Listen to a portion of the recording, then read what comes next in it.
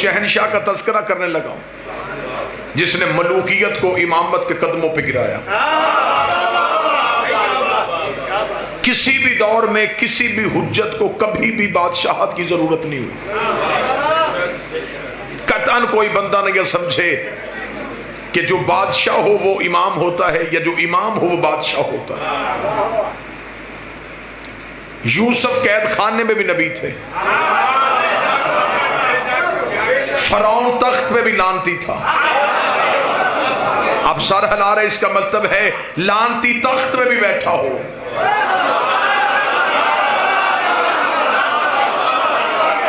وہ لعنت سے نہیں بچ سکتا. حجت قید خانے میں بھی ہو تو وہ حجت. اللہ نے سب سے پہلا ہادی آدم بنایا تھا. اللہ نے حضرت آدم کو تخت نہیں دیا, تاج نہیں دیا, جبکہ خدا نے آسمان پہ اعلان کیا تھا کہ میں اپنا پہلا خلیفہ بنانے لگا زمین والوں کے لیے. تو میرے مالک اگر تو نے پہلا خلیفہ بھیجنا تھا اسے پورے جاہ و جلال کے ساتھ بھیجتا تاکہ دنیا کو پتا چلتا کہ جبار و قہار کا خلیفہ ہے. اسے تخت دیتا, اسے تاج دیتا, مخلوقات کو اس کی تابع کرتا, اس کے سر پہ تاج ہوتا. لیکن تو نے کوئی روب نہیں دیا. آواز پروردگار آئی میں آدم کو تخت اور تاج بھی دے سکتا تھا. اب جملہ بڑا بریک ہے, جو جاگ رہا ہے وہ جملہ سنے گا.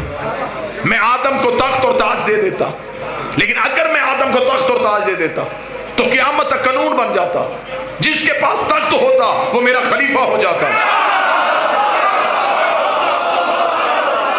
جو اہل معرفت تشریف ہے, اگر میں آدم کو تخت اور تاج دیتا تو پھر قیامت تک قانون بن جاتا جس کے پاس تخت ہوتا وہ کہتا میں اللہ کا خلیفہ ہوں, جس کے پاس تاج ہوتا وہ کہتا میں اللہ کا خلیفہ ہوں. تو اللہ کے خلیفہ کی نشانی بن جاتی کہ تخت والا خلیفہ ہوتا ہے, تاج والا خلیفہ ہوتا ہے, لشکر والا خلیفہ ہوتا ہے, اقتدار والا خلیفہ ہوتا ہے, ووٹوں والا خلیفہ ہوتا ہے, چاہو جلال والا خلیفہ ہوتا ہے. تو میرے مالک اب ہمارے پاس کیا نشانی ہے؟ تو نے آدم کو تخت اور تاج تو دیا ہی نہیں. اب ہمیں کیسے پتا چلے کہ بندوں کا بنایا کون ہے, اللہ کا بنایا کون ہے؟ خدا نے کہا میں نے آدم کو تخت اور تاج تو نہیں دیا, لیکن میں نے آدم کو ایک امتیاز بخشا تھا. میں نے آدم کو فرشتوں سے سجدہ کروا دیا تھا. میں نے آدم کو فرشتوں سے سجدہ کروا دیا تھا. اب قیامت تک یہ نہ دیکھنا تخت میں کون بیٹھا ہے, یہ دیکھنا فرشتہ کس کے دروازے پہ آ. جس کے دروازے پہ فرشتہ تخت والا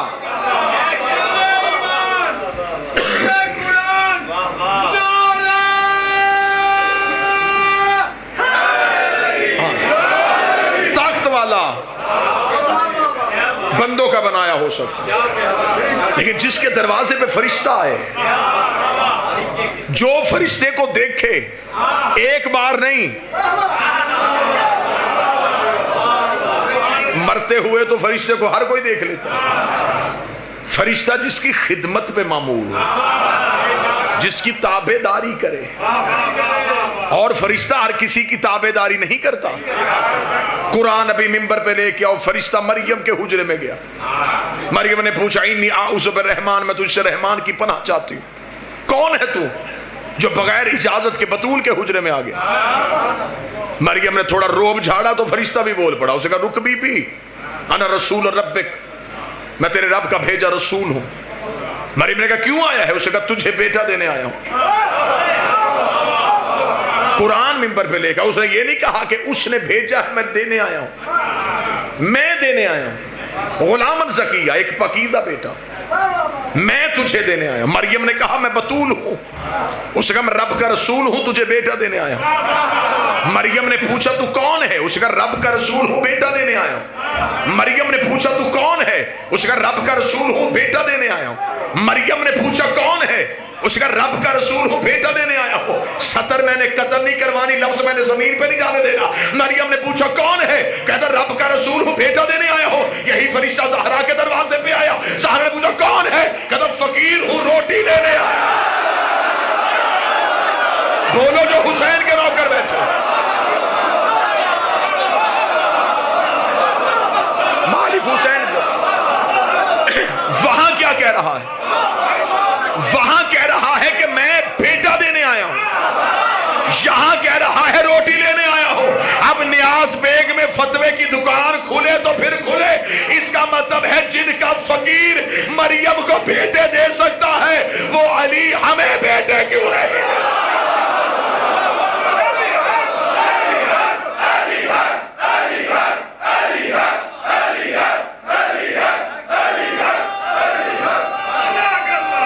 بسم اللہ سے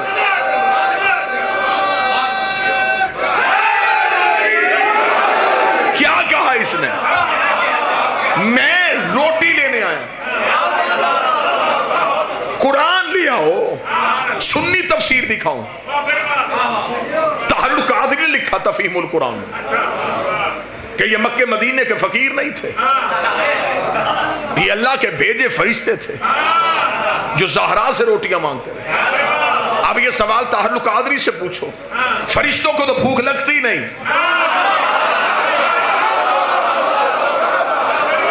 سر ہلانے سے بہتر ہے زبان تائید کر سکے، فرشتوں کو تو بھوک لگتی نہیں، پھر وہ کیوں روٹی مانگ رہے تھے؟ اچھا جو نہیں کھاتے وہ مانگ رہے ہیں،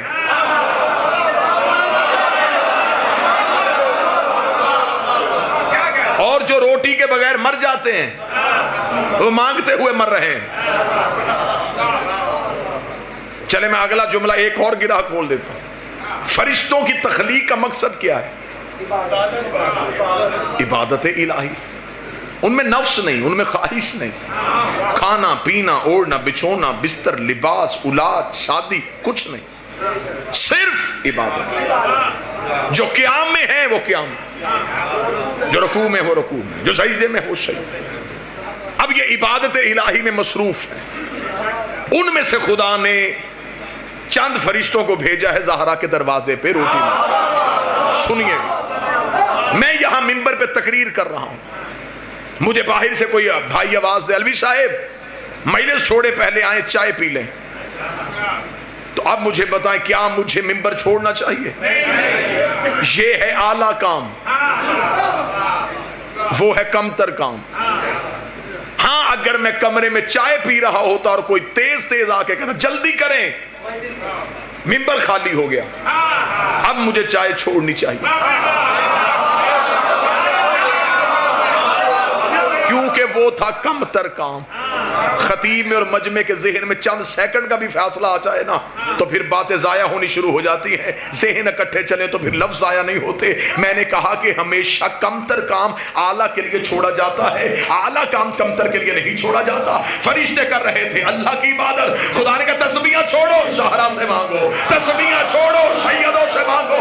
خدا نے فرشتوں کی عبادت چھڑوا کے سیدوں سے منگوا کے دنیا کو بتایا ہے ان سے مانگنا بدعت نہیں، فرشتوں کی عبادت ہے۔ مانگا ہے سیدوں، لہذا اللہ کی حجت کے لیے تخت اور تاج ضروری نہیں۔ ہر دور میں امت نے آل محمد سے تخت اور تاج چھین کے یہ سمجھا کہ شاید ہم آل محمد کو کمزور کر دیں گے، لیکن یہ سچائی روز روشن کی طرح آیا ہے کہ ہر حکومت حجت کے دروازے پہ آئی ہے۔ کسی بھی دور میں کوئی بھی حجت حکومت کے دروازے پہ نہیں گئی۔ علی خاموش اپنے گھر بیٹھے رہے، حکومت بار بار جاتی رہی، آخر جب تنگ آ گئے تو پھر تھک ہار کے علی سے کہنے لگے یا علی آپ حکومت کریں گے؟ کیا کہنے میرے بادشاہ علی تیرے جملے کے؟ اللہ نے فرمایا اٹھاؤ اپنی اس زخمی اونٹنی کو، تمہاری حکومت میرے نزدیک بکری کے ناک سے بہتے ہوئے پانی سے بھی کم تر، میں تمہاری حکومت کو کیا سمجھوں؟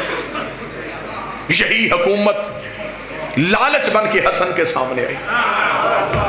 حسن نے ٹھوکر مار کے بتایا تجھے میرے بابے نے طلاق دی ہے، اور جسے باپ طلاق دے وہ بیٹوں پہ حرام ہو جاتی ہے۔ یہی حکومت حسین کے سامنے دھمکی بن کے آئی، حسین نے پرزے اڑا دیے، سجاد کے سامنے خوف بن کے آئی، سجاد نے حکومت کو رسیوں میں باندھ دیا، باکر کے سامنے روب بن کے آئی، اس نے کم سنی میں ہرا دیا۔ جعفر کے سامنے فتنہ بن کے آئی، اس نے علم سے شکست دے دی۔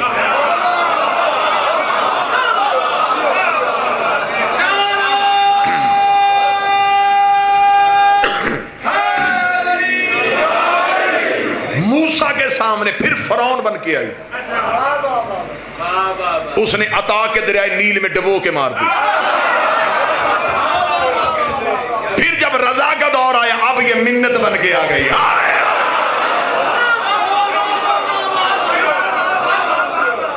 کہاں سے چلی تھی، کہاں سے چلی تھی؟ کبھی دھمکی، کبھی لالچ، کبھی خوف، کبھی روب۔ چلتے چلتے میرے بادشاہ علی ابن موسیٰ رضا کا دور آیا، اب کوئی روب نہیں، اب کوئی دھمکی نہیں، اب کوئی لالچ نہیں، اب وہی شرطیں سامنے رکھی جو مصطفیٰ کے سامنے رکھی تھی۔ مصطفیٰ سے بھی کہا تھا رشتہ بھی دیتے ہیں،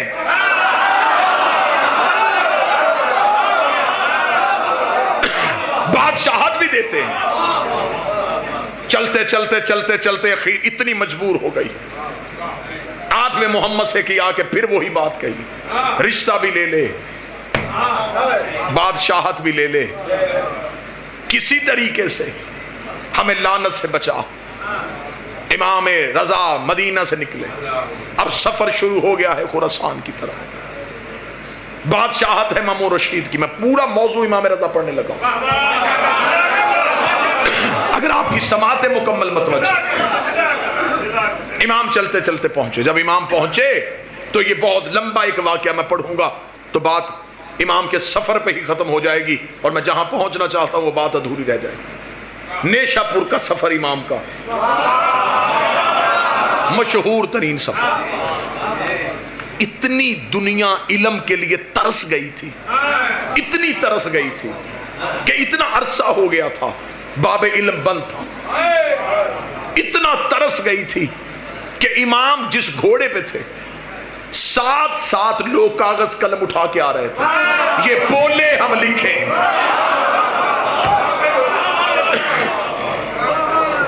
اور امام کی وہ حدیث جسے سلسلۃ الذہب کہا جاتا ہے، وہ حدیث آج بھی علماء کہتے ہیں کہ اسے کاغذ پہ لکھ کے پانی میں ڈبو کے گونگے کو وہ پانی پلایا جائے تو اسے زبان مل جائے۔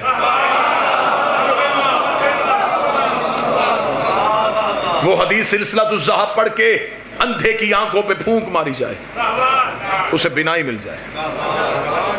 جب نیشاپور کے قریب آ کے امام سے پوچھا گیا کچھ تو بول، امام نے پھر ایک سلسلہ شروع کیا، اسے کہتے ہیں سلسلہ عصمت، اسے کہتے ہیں شجرہ طیبہ۔ امام نے کہا میں نے سنا ہے اپنے باپ سے،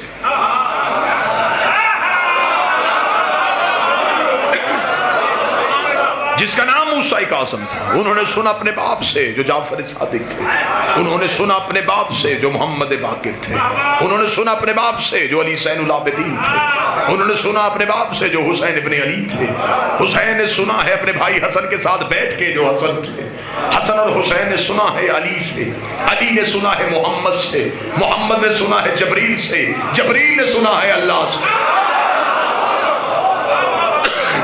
امام نے پورا سلسلہ پڑھا، اس سلسلے میں ایک بھی کڑی ٹوٹی ہوئی نہیں تھی۔ جب امام نے اتنا بہترین سلسلہ پڑھا تو لوگوں نے کاغذ قلم ہاتھ میں کیا سنا؟ اب امام گھٹنوں پہ کھڑے ہوئے، زین پہ کھڑے ہوئے، امام نے کہا لا الہ الا اللہ ایک قلعہ ہے۔ یہ کہہ کے امام پھر بیٹھ گئے، سواری پھر چلی، لکھنے والے کاغذ قلم لے کے پیچھے بھاگے، مولا آگے۔ امام پھر گھٹنوں پہ اٹھ کے کھڑے ہوئے، امام نے کہا اس قلعے میں داخل جو ہوگا وہ امان پا جائے۔ لوگوں کے چہروں پہ خوشی آئی، امام پھر بیٹھے، لوگ پھر پیچھے پیچھے دوڑے، امام پھر گھوڑے کی زین پہ بلند ہوئے۔ امام نے کہا لیکن اس قلعے میں داخل ہونے کی چند شرطیں ہیں۔ اتنا کہنا تو لوگوں کے سانس وہی کے وہی رک گئے کہ اب مولا پوہے گا کہ وضو شرط ہے، نماز شرط ہے، غسل شرط ہے، روزہ شرط ہے، تقوی شرط ہے، زہد شرط ہے، عبادت شرط ہے۔ امام کا گھوڑا چلتا گیا، 40,000 کاغذ قلم طرف امام کے پیچھے پیچھے چلتے گئے. مولا وہ شرط کیا ہے, مولا وہ شرط کیا ہے, مولا وہ شرط کیا ہے. امام گھوڑے کی زین پہ اٹھ کے کھڑے ہوئے, اپنی عبا کو کھولا, سینے پہ انا من شروطہا, ان شرطوں میں ایک شرط عام ہے, عام ہے وہ شرط. ہمارے بغیر تم لا الہ الا اللہ میں نہیں پہنچ سکتے. امام پہنچ گئے خراسان.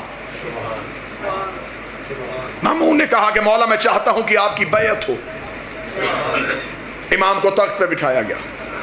امام نے کہا پھر, اس سے کہا بیعت کروائیں. توجہ میری طرف رکھیے. امام نے ایسے ہاتھ بلند کیا, لوگ سامنے لائن بنا کے کھڑے تھے بیعت کرنے کے لیے. امام یوں بیٹھے تھے بلا تشبیہ. مامون نے کہا کہ مولا میں بیعت کروانا چاہتا ہوں. امام نے کہا میں بیعت کروا رہا ہوں. اس نے کہا مولا ایسے بیعت نہیں, ہم تو ایسے کرواتے ہیں. امام نے مامون کی طرف دیکھا, بدبخت تجھے نہیں پتا معصوم کسی کے آگے یوں نہیں کرتا.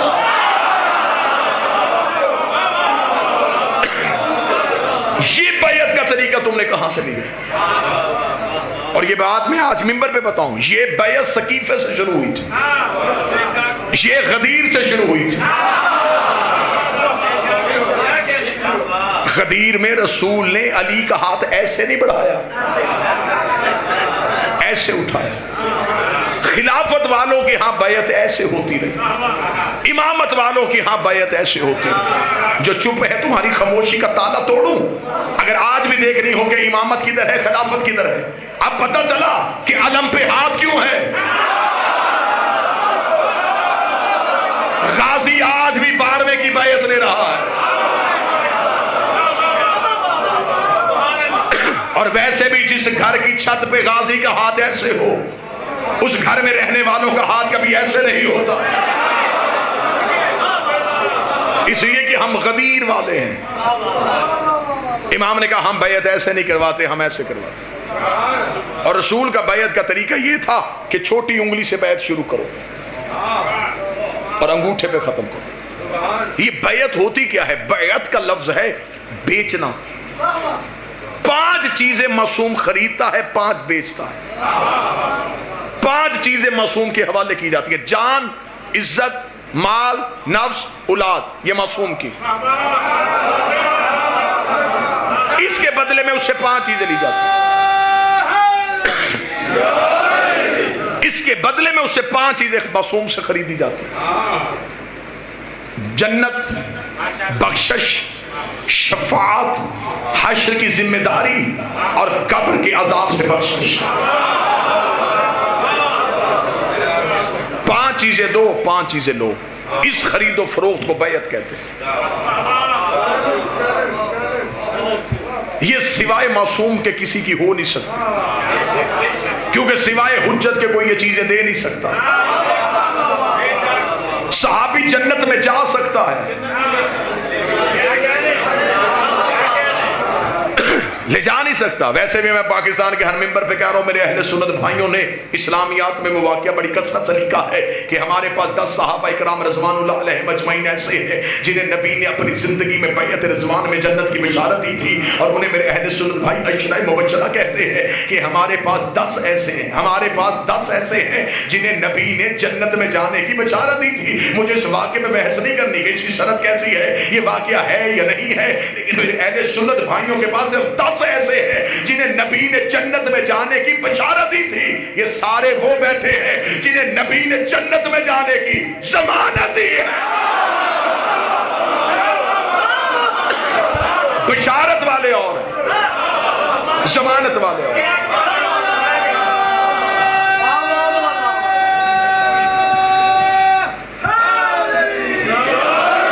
متوجہ ہیں جی. امام نے فرمایا بیعت ایسے ہو. امام کی بیعت ہو گئی. جب بیعت ہو گئی تو اب مامون نے کہا مولا پہلا حکم. مولا نے اپنی حکومت میں, اپنی گورنمنٹ میں جو پہلا حکم پاس کیا, جو پہلا ایگزیکٹو آرڈر پاس کیا, وہ حکم نامہ کیا تھا؟ امام نے کہا سب سے پہلا میرا حکم یہ ہے کرنسی تبدیل کی جائے. میں تاریخ پڑھنے لگا ہوں آپ کے ساتھ.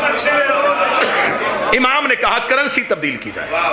وجہ, اس اس سے پہلے اسلامی ملکوں میں چلتا تھا روم کا سکہ.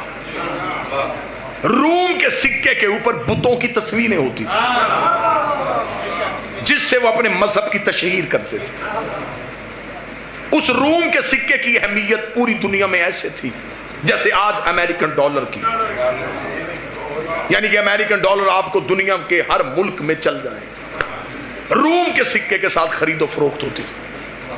امام نے کہا پہلا میرا حکم ہے جتنے اسلامی ملک ہیں یہ روم کا سکہ نہیں خریدیں گے.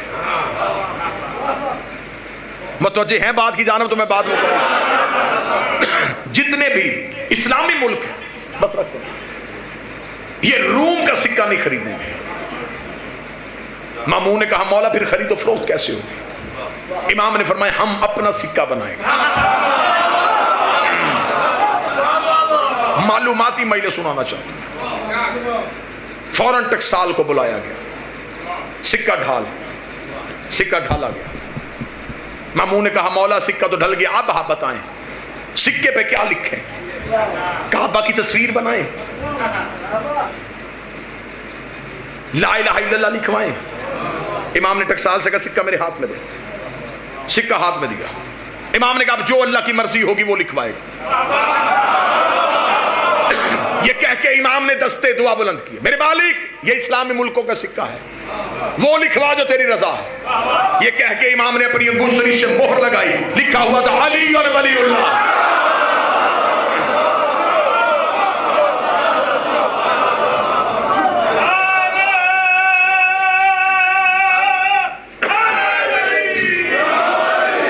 کیونکہ لا الہ الا اللہ سب کوئی پڑھ سکتا ہے. محمد رسول اللہ ہر کوئی پڑھ سکتا ہے. علی ولی اللہ وہ پڑھے گا جس کا لا الہ پہ بھی یقین ہوگا. محمد رسول اللہ پہ علی ولی اللہ دین کی کچی پکی کا نام نہیں دین کی ماسٹر ڈگری کو علی ولی اللہ کہتے ہیں. امام نے کہا علی ولی اللہ کا سکہ. امام نے کہا یہ سکہ بناؤ. وہ سکہ بن گیا. وہ سکہ اسلامی ملکوں میں پہنچا دیا گیا. اب دشمن کے لیے تو وہ موت تھا کہ دل میں بغض علی جے میں علی ولی اللہ. مولا حسین لیکن نوکر کے لیے علی کے محب کے لیے وہ قیمت سے زیادہ قیمتی تھا. لیکن انہیں یہ بھی پتا تھا علی کے شیعوں کو کہ یہ سکہ ہمیشہ نہیں چلے گا. آخر تھوڑی دیر کے بعد اس سکے کو بند کر دیا جائے گا. لہٰذا علی کے جتنے شیعہ تھے وہ اس سکے کو خرچ نہیں کرتے تھے اسے اپنے پاس رکھ لیتے تھے. پھر جب بھی کوئی سفر کے لیے نکلتا وہ اس سکے کو کپڑے میں باندھ کے اپنے بازو میں باندھ کے میرا امام ضامن ہے.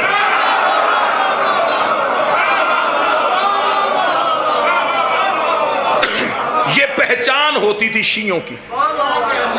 اگر آپ کسی دوسرے ملک میں گئے اور آپ کو کوئی محب اہل بیت ملے اس دور میں لوگ مذہب چھپاتے تھے.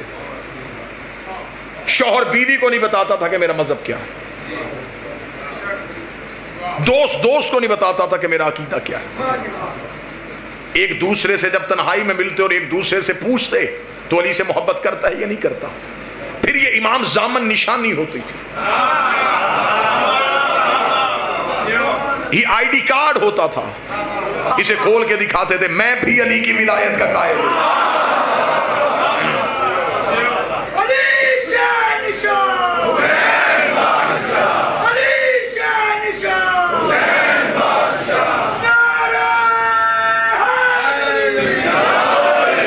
ایک دن میرے شہنشاہ موضوع پسند ہے سرکار بات میں کیونکہ مجلس مولا کی ہے تو میں پوری گفتگو مولا پہ کروں.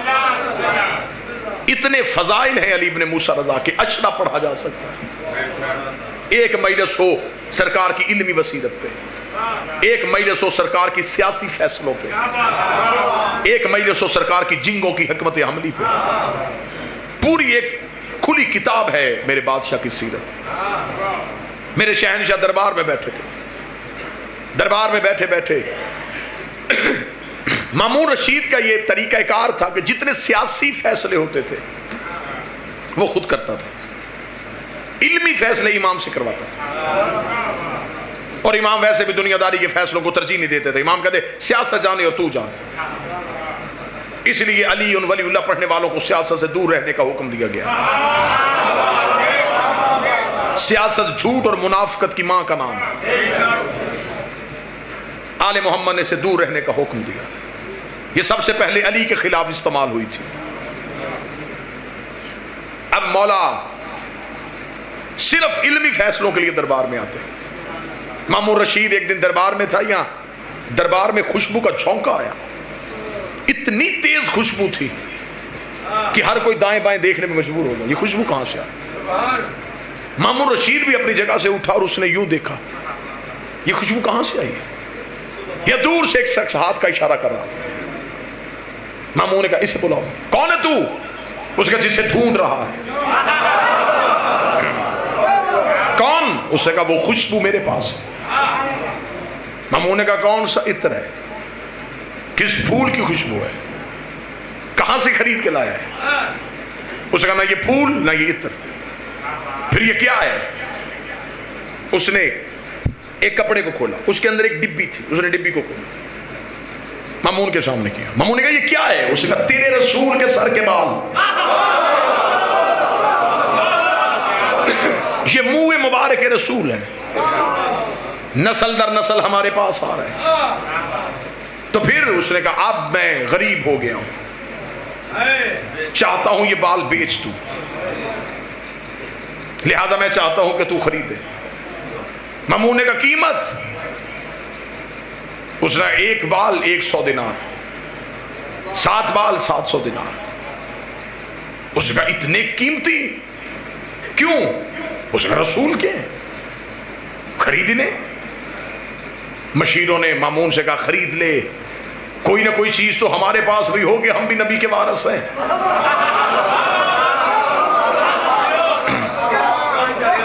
منہ مبارک ہمارے پاس ہوں گے, لوگوں کو زیارت کروایا کریں گے, کہیں گے ہم وارث رسول. مامون نے کہا خریدو. بال خریدنے کے لیے جب وقت آیا خزانے سے پیسے دیے جانے لگے. مامون نے کہا رک رک رک, یہ کون بتائے گا کہ یہ رسول کے ہیں؟ اس کا خوشبو نہیں بتا رہی. اس کا ہمیں کیا پتا, ہم نے کوئی رسول دیکھا تھا؟ ہمیں کیا پتا یہ بال اور رسول کے خوشبو ہے. اتنا کہنا تھا کہ پیچھے سے کسی نے دیکھی, کہا اسے نہ بلائیں جو محمد کا بیٹا ہے. ہاں ہاں ذرا بلائیں مولا علی ابن موسیٰ رضا کو. مولا رضا کو دربار میں بلایا گیا. پوری رات بھی واہ واہ کہو تو جملے کا قد بڑا ہے. جب امام رضا کو دربار میں بلایا گیا تو درباریوں کی حیرت کی انتہا نہ رہی. وہی خوشبو ادھر سے بھی آ رہی تھی. مالک حسین ان ہاتھوں کو سلامت ہو, جو خوشبو ادھر سے آ رہی تھی.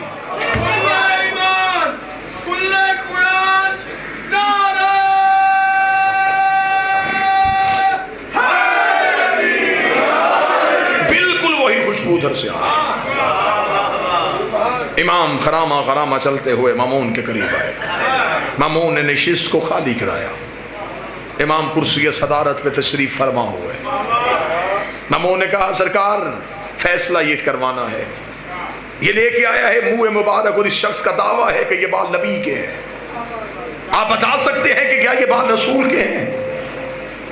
درباری یوں حیران ہو کے دیکھ رہے تھے کہ اب امام رضا کیا فیصلہ کریں گے. امام نے کہا بال میرے قریب کیے جائیں. تشت پہ بال رکھ کے امام کے قریب کیے گئے. امام نے ایک لمحے بغیر انگلی کا اشارہ کیا, یہ 4 میرے نانا کے ہیں, یہ 3 میرے نانا کے نہیں ہیں.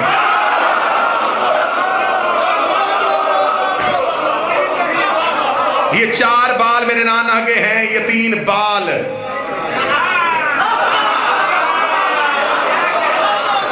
جب سے مجمع تیز ہوا ہے تب سے خطیبوں کو بھی تیزی آ گئی. 4 بال میرے نانا نانا کا، یہ 3 بال میرے نانا کے نہیں۔ اتنا کہنا تھا، مامون قریب آیا، قریب آ کے دیکھنے کا مولا ویسے آپ نے فیصلہ تو کر دیا ہے لیکن یہ دکھنے میں ایک جیسے ہیں، قد ان کا ایک جیسا ہے، رنگت ان کی ایک جیسی ہے، مولا یہ کیسے پتہ چل گیا؟ یہ 4 تیرے نانا کے، یہ 3 تیرے نانا کے نہیں۔ امام نے فرمایا فوراً چراغ روشن کرو، فوراً آگ روشن کی جائے۔ آگ روشن کرنا تھا، امام نے بھرے دربار میں فوراً جب آگ کو سامنے بلایا گیا، سامنے بلا کے امام نے 3 بال آگ میں پھینکے، تینوں کے تینوں ہی جل گئے، تینوں کے تینوں ہی جل گئے، تینوں کے تینوں ہی جل گئے۔ امام نے 4 بال آگ میں پھینکے، آگ میں جانا تھا، یہ آگ ٹھنڈی ہو گئی، آگ گلزار ہو گئی، آگ کا گلزار ہونا تھا۔ مامون نے کہا اچھا مولا آج پتہ چلا تیرے نانا کے بالوں کو آگ نہیں چھوتے۔ امام نے کہا بدبخت، تیری سمجھ میں نبی کا بال نہیں آیا، نبی کی آل کیسے آیا؟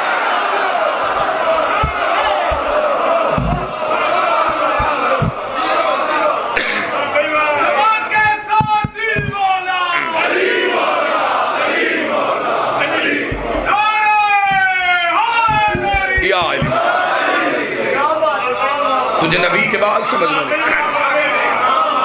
نبی کی آل سمجھ میں کیسے؟ جو اتنا رئیس تھا وہ غریب الغربہ کیسے ہوا؟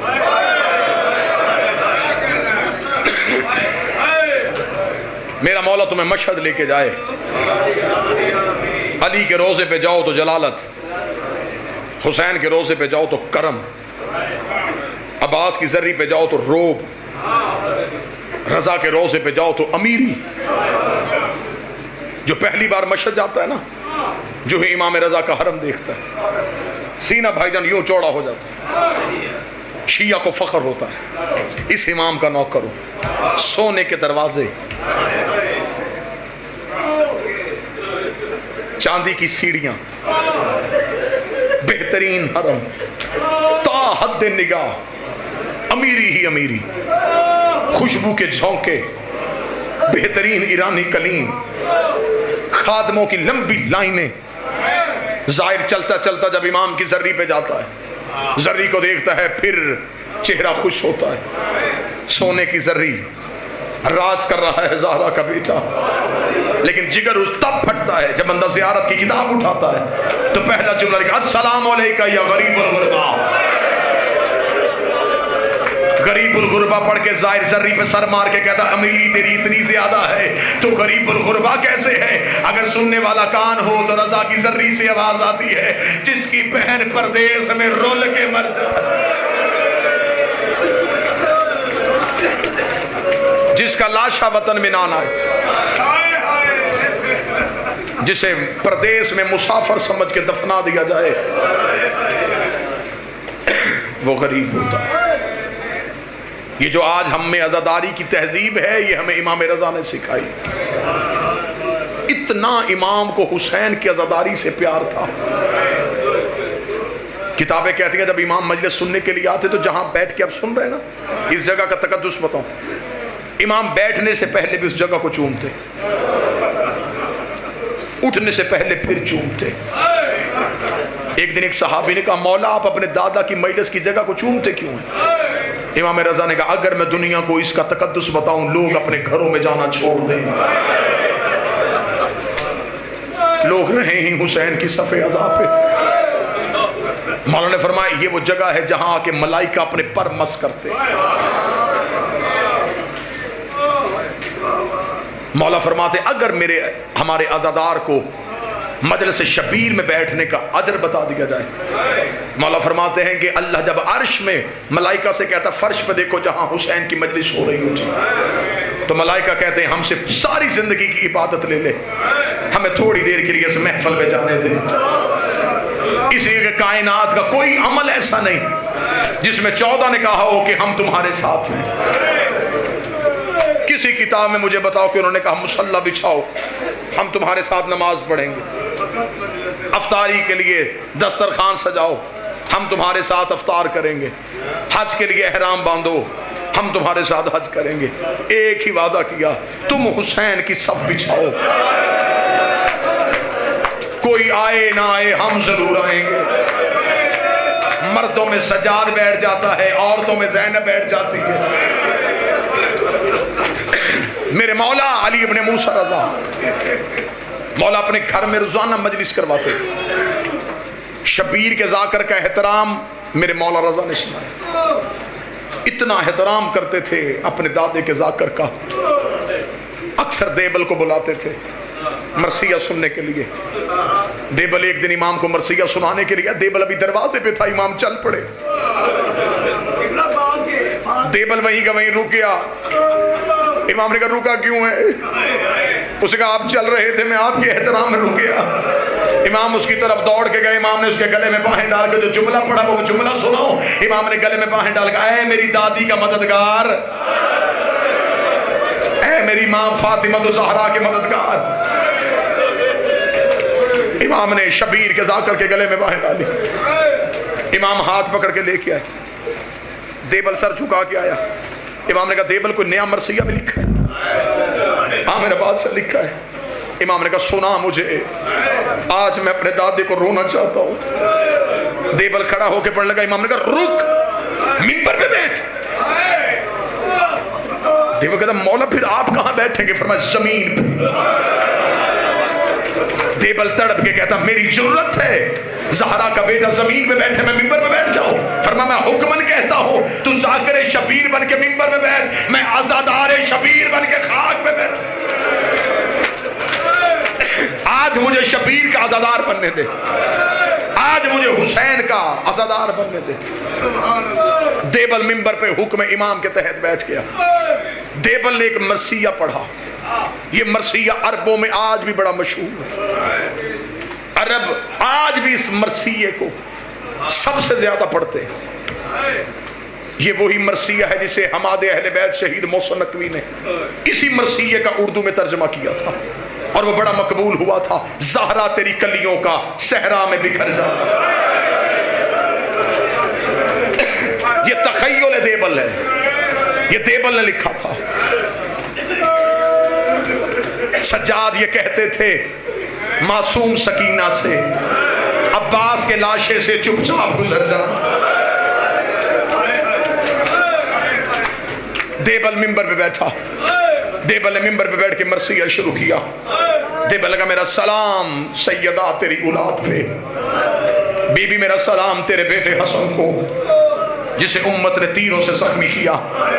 بی بی میرا سلام تیرے بیٹے حسین کو جس کا لاشہ 3 دن بغیر کفن کے پڑا رہا. بی بی میرا سلام تیرے بیٹے سجاد کو جس نے زیور اٹھائے اور شام کا بازار عبور کیا.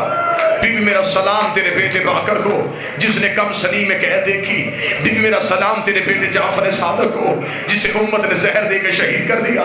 بی بی میرا سلام تیرے بیٹے موسی قاسم کو جس کے جسم کا گوشت زندان کی زنجیریں کھا گئی. دیبل نے یہ آخری شعر پڑھا اور آخری شعر پڑھنے کے بعد دیبل منبر سے نیچے اتر آیا. اب جو بندہ امام رضا کے جنازے پہ وہ ماتم کرے گا. دیبل امام موسیٰ کاظم کی شہادت کا شعر پڑھ کے نیچے اترا. امام رضا روتے روتے اٹھے. امام نے ایک کاغذ کے ٹکڑے پہ شعر لکھا. امام نے کہا دیبل دوبارہ منبر پہ جا، ایک شعر دوبارہ پڑھ. دیبل نے دوبارہ شعر کو ہاتھوں پہ لیا. امام نے لکھا میرا سلام زہرا تیرے اس بیٹے پہ جو تو اس میں غربت کی حالت میں دفن ہو جائے گا. یہ شعر پڑھنے کے بعد دیبل نے ہاتھ جوڑے. ہاتھ جوڑ کے مولا مجھے تو نہیں پتا فاطمہ تو زہرا کا کوئی بیٹا تو اس میں بھی دفن ہے. امام نے اپنے گریبان کو چاہ کیا، چاہ کر کہ یہ تیرا وہ غریب امام ہے جو تو اس میں دفن ہو جائے گا. اتنا کہنا تھا. دیبل نے دوبارہ شعر پڑھا. یا مستورات کی طرف سے کنات اٹھی. ایک سفید سر والی کلی روتی ہوئی آئی، رو کر دیبل دوبارہ شعر نہ پڑھنا. جب سے تو نے شعر پڑھا ہے کبھی رضا کی کوئی بہن بے ہوش ہوتی ہے، کبھی کوئی بہن بے ہوش ہوتی ہے. امام رضا روتے روتے کنات کے قریب گئے، رو کے کہتے اے رضا کی بہنوں تم نے صرف بھائی کے قتل کا شعر سنا اور تم نے رونا شروع کر دیا. آئے میرا سلام سیدہ زینب پہ جو 70 قدم کے فاصلے پہ سر پہ قرآن رکھ کے کہتی رہی نہ مار. تم نے صرف بھائی کی شہادت کا شعر سنا.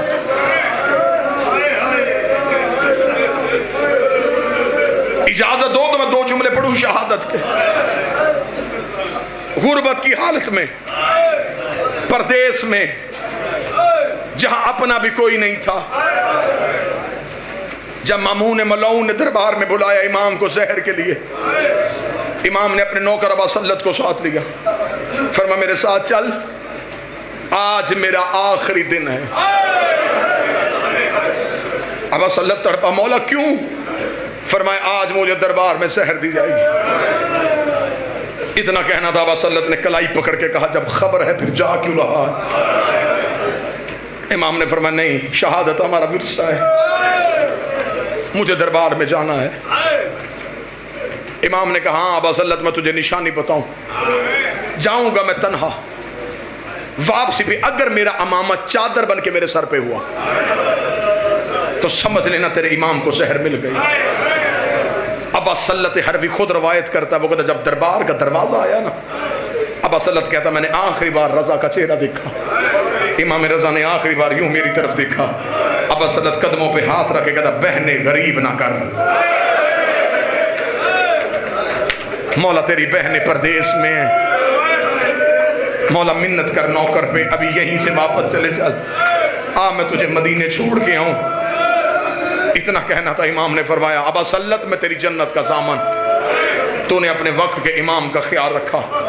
ابا سلت کہتا امام دربار میں چلے گئے، میں دربار کے دروازے پہ بیٹھ کے روتا رہا، رو رو کے کہتا اے فاطمہ زہرا مدد کر، تیرا بیٹا غریب ہو کے تنہا دربار میں گیا ہے۔